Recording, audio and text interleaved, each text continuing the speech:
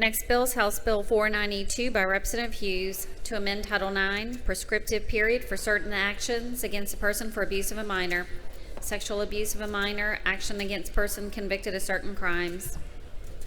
Representative Hughes on your bill. Thank you, Mr. Speaker. Members, normally when I come to this floor, I try to be very brief, but this is a very important issue and it deserves more than a 30-second soundbite, so I'm going to take just a little bit longer than I normally do. Today I bring this bill on behalf of victims and survivors of child sexual abuse. Before I go into the meat and potatoes of the bill, Mr. Speaker, I think there's some technical amendments. I'm happy to take those up. All right, Madam Clerk, amendments. Mr. Speaker and members, Representative Hughes offers up a one-page set of amendments that appear to be technical in nature, number 2312. All right, any objection to the adoption of the amendment? Seeing none, the amendment is adopted. Back on the bill, Representative Hughes.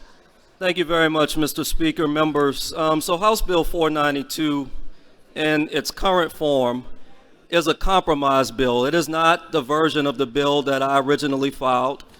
The insurance lobby had some concerns, and so I worked extremely hard to keep the bill alive, given how important this bill is to victims and survivors of child sexual abuse. So in its amended form, the insurance lobby has removed its opposition, and so they are not opposed to the bill, and that was evidenced in committee. What the bill does in its current form, it will extend the prescriptive period from 10 years to 35 years. And I'll give you some detail on why that's important. Also, the bill is purely prospective, so there is no look-back window and there is no retroactivity. The bill in its current form is purely prospective. So for those that will argue, well, Hughes, 35 years is just far too long, let me just give you a little bit of information on why 35 years is necessary, and in my opinion, why it's not long enough. For victims of child sexual abuse, it's pretty remarkable to disclose abuse at all, regardless of this age. Data from the Department of Justice suggests that 86% of child sexual abuse goes unreported altogether. However, when victims of child sex abuse do report, a high percentage of them delay disclosure well into adulthood. The delay in disclosing child sexual abuse happens for a variety of complex and overlapping reasons. Child victims face many barriers that prevent disclosure. Among other barriers, children often lack the knowledge needed to recognize sexual abuse, lack the ability to articulate that they've been abused, don't have an adult that they can disclose their abuse to, don't have opportunities to disclose abuse, and aren't believed when they actually come forth to try to disclose. Trauma that results from the abuse, power differentials between the child victim and adult perpetrator, and institutional power dynamics all impact the delay. Even in rare instances when child victims do disclose abuse, disclosures are often ineffective. In other words, most disclosures fail to reach individuals who can report the situation to stop the predator from continued abuse. Research shows that when child victims do disclose, a large percentage of the disclosures are peers instead of parents or authority figures. Very few disclosures, typically between 6% and 15%, are made to legal authorities. As a result, child sexual abuse is largely hidden from the adult society, especially from professionals in the legal system. It's critical to understand the science behind delayed disclosure because it influences society's perception of child sex abuse survivors. The average age at the time of reporting child sexual abuse is about 52 years. So the average victim will finally come forward at 52 years old. Right now, our statute of limitations in Louisiana is 10 years once the victim reaches 18, so 10 years from their 18th birthday, so they basically have until they're 28 years old to come forward. So by the time a victim reaches 52 years old, the statute of limitations has expired, the window to give them justice and some sense of closure has expired.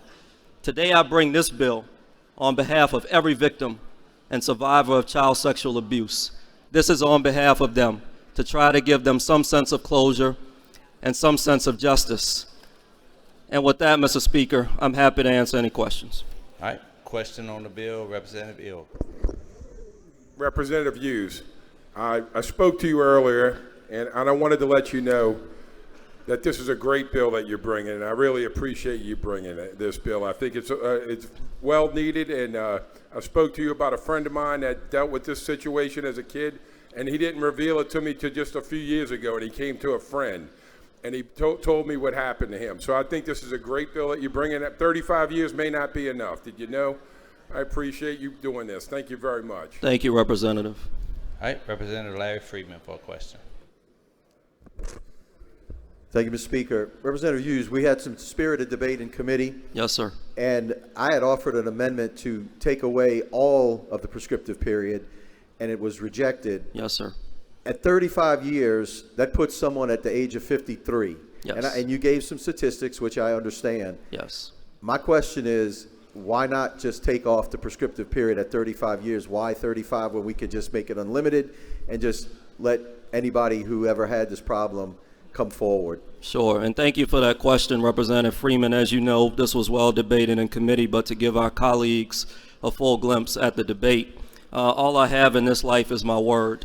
And this bill in its current posture was a compromise between me and the insurance lobby. It was a good faith effort to keep this bill alive, to get hopefully something meaningful to the governor's desk. So in an ideal world, I would like to completely eliminate the statute of limitations, but 35 years is the compromise that we landed on. I agreed to keep this bill clean and not accept any amendments, and so that is the only reason that I'm rejecting that. All right, Representative Kerner for a question. Thank you, Mr. Speaker. And Representative Hughes, I just want to tell you, this is one of the most important bills that's going to be heard in this this chamber. And I'm just so happy you did it. And how can I say it? You probably got people, the right people, shaking in their boots right now, because what they do is, or what they did was terrible. And it's just such a great bill, and I back you 1,000%. Thank you. Thank you, Representative. All right, Representative Stefanski. Thank you, Mr. Speaker. Representative, your bill's only prospective, though. It's not retroactive, correct? Correct. So this isn't going to help anybody who's been abused in the time period's run, right? In its original posture, it would have, but in its current posture, it will not. And remarkably, many of the victims that came to testify in committee, it will not even benefit them, but they are continuing to champion the bill because they realize it will potentially help other victims. Well, I'm going to respect your wishes, not to try to amend your bill, but I hope on the Senate side it gets amended to include retroactivity, because that would be the right thing to do. Thank you, Mr. Speaker. Thank you, Representative. All right, Representative Lacombe. Rep, in touching with what Representative Stefanski said, I know that you pulled out of the look-back period, and for the non-lawyers, the look-back period would have allowed for anyone who was previously sexually abused or sexually assaulted as a kid many years ago, because this is not retroactive, you can't go all the way back, but a look-back period would have started a time clock from some date, maybe today, and given them sort of 2 years or a year or 2 years to file any suit for anything that may have happened. And I know you respected the wishes, but, and I agree with Representative Stefanski. I think when it comes to children who were raped and sexually assaulted, they need or deserve their day in court. And I know I'm not going to tamper with your bill. I'm not going to file anything because I think it's a wonderful thing, because moving forward, you're giving all these future victims an opportunity to do that. But I do sort of agree with Representative Stefanski. I think that maybe the will of the body and maybe the will of both bodies at some point will settle in and realize that this is such an important deal, and we're talking about kids who were raped.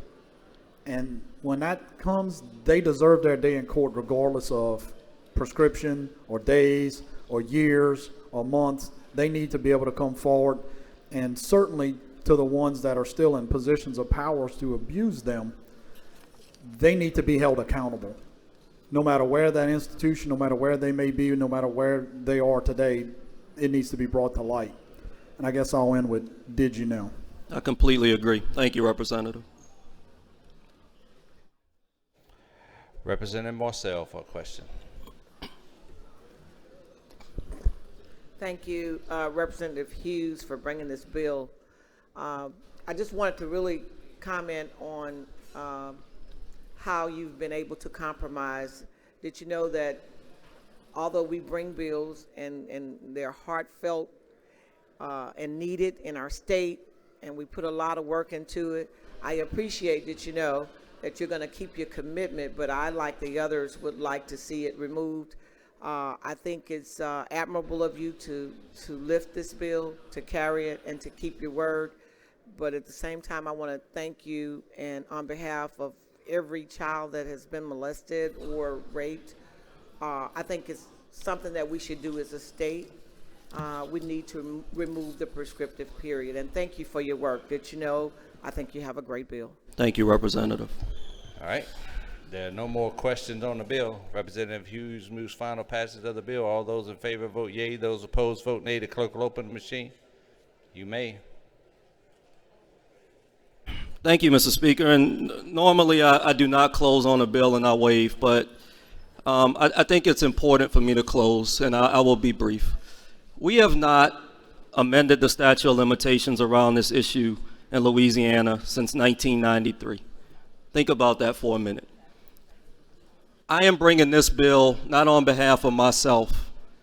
It is not to put me in the spotlight. I have gotten so many requests for media interviews. And while I respect the media, I have declined them because I didn't want the spotlight to be on me.